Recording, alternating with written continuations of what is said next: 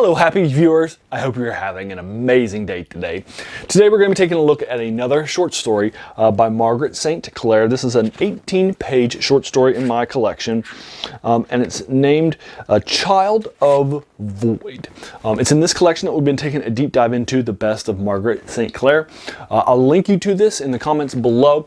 This was published in 1949. Her first short story was published in 45. So this is relatively early in her collection of her genre of things. It's definitely a science fiction, although it's a light science fiction. The only science fiction element that's actually happening is that there's an invasion by creatures, which is stopped by our protagonists.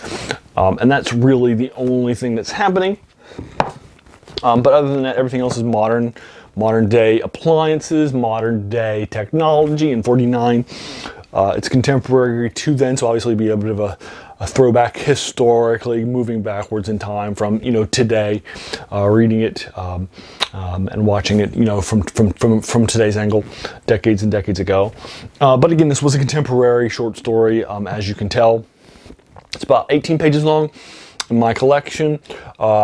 It took me probably about 35 minutes for me to knock it out last night, maybe more like 40, for me to knock it out last night for the first time that I read. This is the third short story in this. I haven't read the first one yet because it's like a longer one, and I want to get used to her writing style before I go to the bigger one, which might take me a couple days to read because it's a longer one. So this is the third short story I've read by Margaret St. Clair. The first one was The Man Who Sold Rope to the Gnolls, which I did a review for you as a part of an Appendix N collection that brings together a lot of people that were in the Appendix N that were influential in the early Dungeons & Dragons that Gygax gave a shout out to, both as influences of Dungeons & Dragons, where he got his ideas from, as well as places to go for inspirational reading if you're trying to find ideas for campaigns and places to do and things to do and places to go. So it's sort of both an homage and a place to go for inspirational reading if you're interested in those sorts of things. And so this collection, Margaret St. Clair's in it, a short story from, that I've already reviewed for you, The Man Who Sold Rope to the Gnolls, which is a heavily collected short story according to my research, and one of her most collected short stories. It's also in this collection, the best of, which I'll obviously skip past. And then I did the second short story in this for you yesterday. I reviewed it for you, but obviously I won't be recording it. I'll be publishing this, once a week, so you'll get a chance to read it. So and then last night I knocked out my third short story by Margaret St. Clair.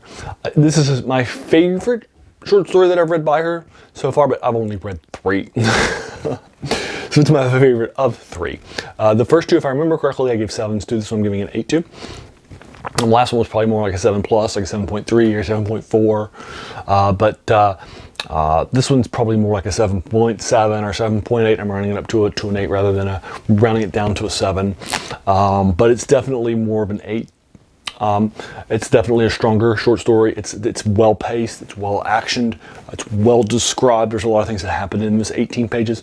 It's definitely worth your time.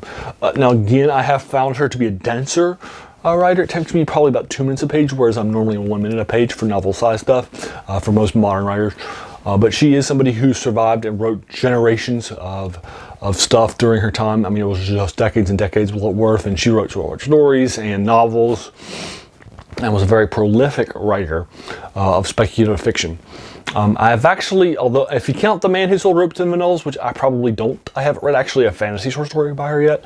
The first 2 short stories in this collection were science fiction rather than things. Lee Brackett, who was also on Appendix N, I did a deep dive for you for one of her best of collections, and I reviewed every single short story in there. And every single short story in there was science fiction. There wasn't a fantasy short story in that collection, and they were all Sword and Planet. So they were much more sort of like dialed down, Princess of Mars, Barsoom style of a story. And this one, the last one was definitely more of a science fiction one, The Gardener. And this one is still a science fiction. It has an invasion of Earth.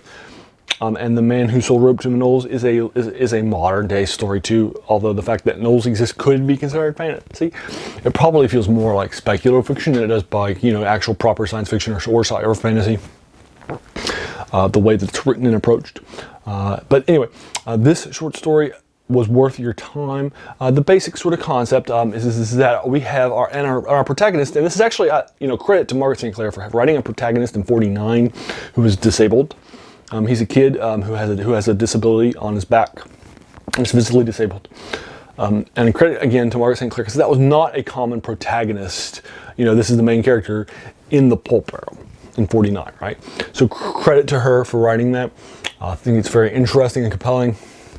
And our protagonist and his family moved to a farm that they inherited when their uncle died. And he doesn't like the farm. He didn't like it when they visited. But now they've inherited it in this place called Happy Valley that they're going back to. And Happy Valley is described as this wonderful place that everybody would love. But he doesn't like it. And they go there. She says, you're going to learn to like it because you'll learn to ignore the things that annoyed you about this place, about the valley. And so he goes with her, and it's annoying for the first couple of weeks, but her mother was right. I'm sorry, his mother was right, rather, and was correct. And so there's this interesting, descriptions of the place and what's happening. And they come across an egg, his brother does, and they confront this egg that's clearly been sent by powers that be. And this egg is the central sort of conceit of the story, if you will. And what the egg does and what its thing is and what its powers are, that's sort of the key crux of what the story is reflecting. And then that's it. That's the short story. So there's not a whole lot to do. It's only 18 pages long. I'm giving you the first 4 or 5 pages. It's a lot of fun. And then I think you'll enjoy it. Have you read Margaret St. Clair on Appendix? What do you think of her? Have you read this short story? If so, what did you think of it? I would be more than happy to engage you with it further in the comments below. Whatever your take is on the view, on the short story, if you liked it or didn't like it, what did you think of it out of 10? Did you agree with my 8 out of 10 ranking? What did you think of it overall? What do you think of her overall? Is there some spoilers in the last half of the short story that you want to talk about? I would be more than happy to engage you with it further in the comments below. If you like this video, hey, why not hit that subscribe button? Because there's going to be a lot more of these to follow. And then once again, I want to thank you so much for taking some time out of your day and investing it and watching my video. We all have so many things that are happening in our lives. So the fact that you spent this time with me is incredibly compelling, and I appreciate it. So thanks again, and have an amazing day.